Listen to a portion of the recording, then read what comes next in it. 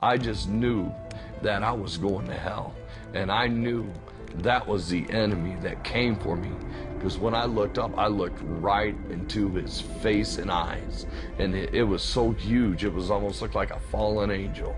And he had the horns of a ram, and it was horrible. When I looked into his eye sockets, it was like looking into death and hell. The best way I can describe it, it was a darkness within a darkness. Randy Hicks' drug use and his eventual overdose had kept him living in darkness since early in his childhood. He grew up one of 9 children in rural Illinois with little parental supervision.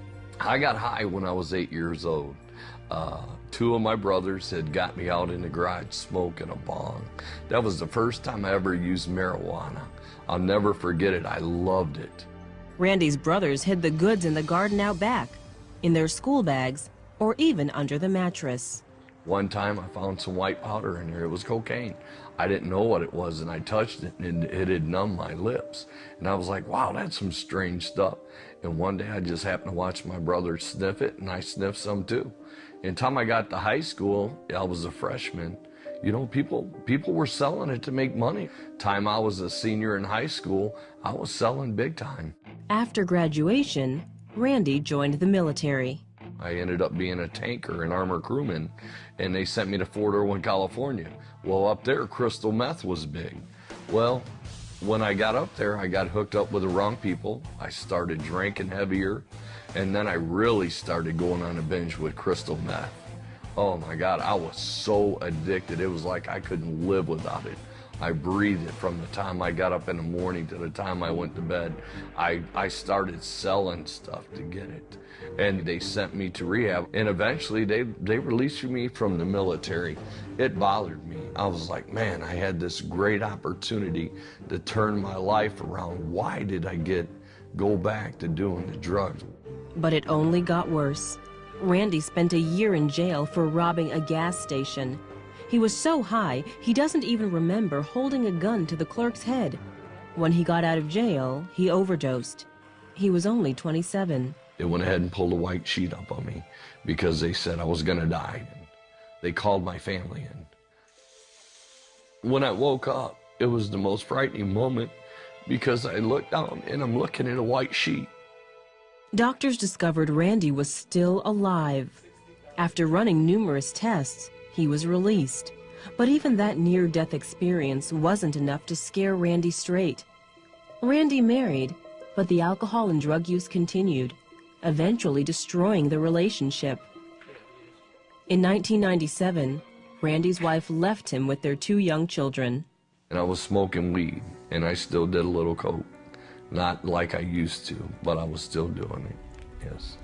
The moment that changed that, all of a sudden my body collapsed to the ground.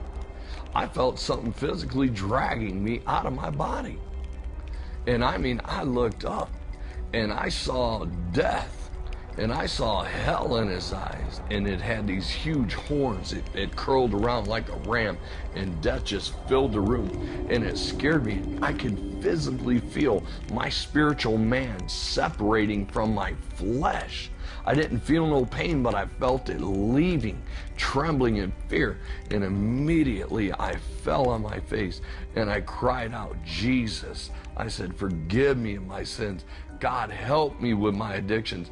Take it all away. Just don't let me go to hell, please. I was begging. I was crying.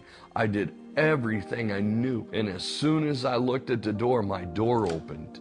And I saw this long, white, glowing robe, white. There's just no white in this world you can describe it.